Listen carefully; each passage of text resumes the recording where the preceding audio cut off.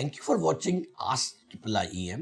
जैसे कि आप सब लोग जानते हो, यहाँ पे हम लोग हर रोज रेगुलर अलग अलग क्वेश्चंस के आपके एक्सपोर्ट इंपोर्ट को लेके क्वेश्चंस है, उसके ऊपर आपको आंसर्स देते हैं। तो आपके मन में भी अगर कोई क्वेश्चंस है तो मेरी गुजारिश है, हमारे इतने सारे वीडियो रखे हुए एक्सपोर्ट इंपोर्ट को लेके एक बार गो थ्रू कर लीजिए। और फिर भी आपको कुछ क्वेश्चन होता है तो हैशटैग आस्क ट्रिपल आई EM लिख के आपका क्वेश्चन पूछ सकते हैं। तो अगर आज के क्वेश्चन की बात करूं तो मिस्टर नवरंग थापा करके है, नवरंग थापा एक्जिमर करके है, उन्होंने क्वेश्चन पूछा हुआ है, sir is there any margin in export?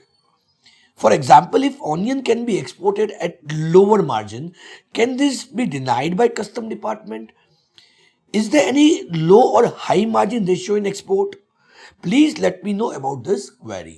उनका क्वेश्चन है कि सर क्या एक्सपोर्ट में मार्जिन है, और अगर मैं लो मार्जिन वाला प्रोडक्ट एक्सपोर्ट करता हूं तो क्या कस्टम उसको रिस्ट्रिक्ट कर सकता है? दोस्तों ऐसा कुछ नहीं है।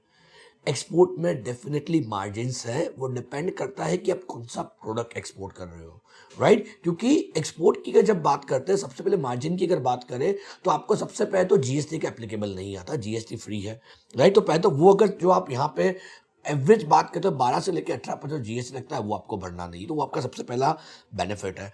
उसके अलावा गवर्नमेंट की अलग अलग टाइप की स्कीम्स चलती है जिसके अंतर्गत आपको गवर्नमेंट के बेनिफिट्स मिलते हैं, विच रेंज मिलते हैं, जो रेंजिंग फ्रॉम 0% से लेकर 5% तक का आपको एक्स्ट्रा बेनिफिट मिलता है। अब उसके ऊपर यानी आप तकरीबन गिन के चलो 18% जीएसटी हो गया, 5% MEIS हो गया, तो तकरीबन आपको 23% तो ऑलरेडी आपका बच गया है।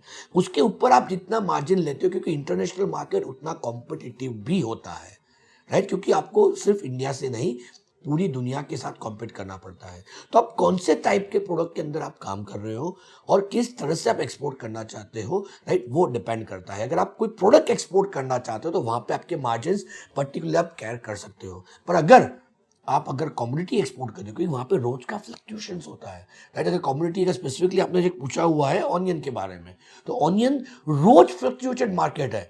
मुझे पता है नवंबर की अगर मैं बात करूं, लास्ट नवंबर 2018 में ऑनियन की प्राइस जो थी 24 रुपए किलो थी, दिसंबर में 4 रुपए किलो हो गई, राइट? फरवरी तक वो 4 रुपए चली, बाकी वापिस आके 14 रुपए गई, 12 रुपए गई, 18 रुपए गई।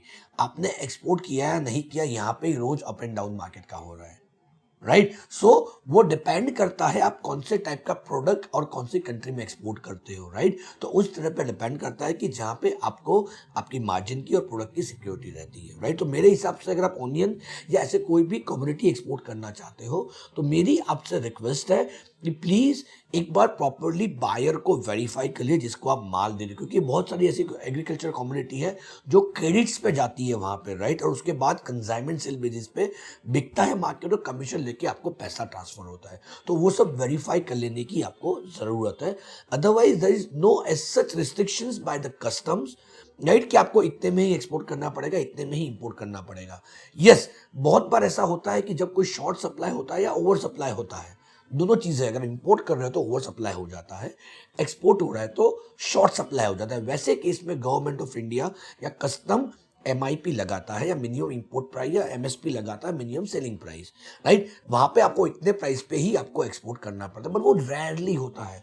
बहुत लिमिटेड कमोडिटी है जिसके ऊपर ये सारी चीजें होती है। अदरवाइज 99.99% में गवर्नमेंट का कोई रिस्ट्रिक्शन नहीं है। ये आपके और आपके बायर के बीच का अंडरस्टैंडिंग है। प्रॉफिट एंड लॉस जो है वो आपके और आपके बायर के बीच का अंडरस्टैंडिंग है। कस्टम इसमें कुछ नहीं कर सकता। एंड कस्टम का काम है कि वो एज पर द पॉलिसी जो DGFT ने फ्रेम की हुई है उसके हिसाब से वो माल जा रहा है या नहीं जा रहा है उसका वेरीफाई करना, उसको चेक करना और लीगल वे से उसको प्रोसेस करके आगे भेजना। तो कस्टम का यूजुअल केस में प्राइसिंग के अंदर, मार्जिन के अंदर कुछ भी इन्वॉल्वमेंट नहीं होता है। आई एम श्योर नवरंग जी आपको आपका आंसर मिला होगा। अगर आपको ये आंसर अच्छा लगता है तो मेरी गुजारिश है, प्लीज शेयर कीजिए, सब्सक्राइब कीजिए और बेल आइकॉन दबाना मत भूलिएगा, ताकि आपको रेगुलर बेसिस पे ये सारी अपडेट मिलती रहे। आपके मन में और भी कुछ क्वेश्चंस है, आपको और भी कुछ जानना है एक्सपोर्ट इंपोर्ट को लेके, तो हमने बहुत सारे वीडियोस ऑलरेडी रखे हुए हैं जहाँ पे अलग अलग टाइप की हमने इंफॉर्मेशन प्रोवाइड की गई है, राइट? तो एक बार वो गो थ्रू कर लीजिए, which will be really helpful to you to start your export business, right? तो फिर भी उसके बाद भी आपको मन में कुछ क्वेश्चंस है मेरी गुजारिश है, hashtag ask triple I E M लिख के आप ये क्वेश्चन पूछ सकते हैं। Will be more than happy to revert back to you. जय हिंद, जय भारत।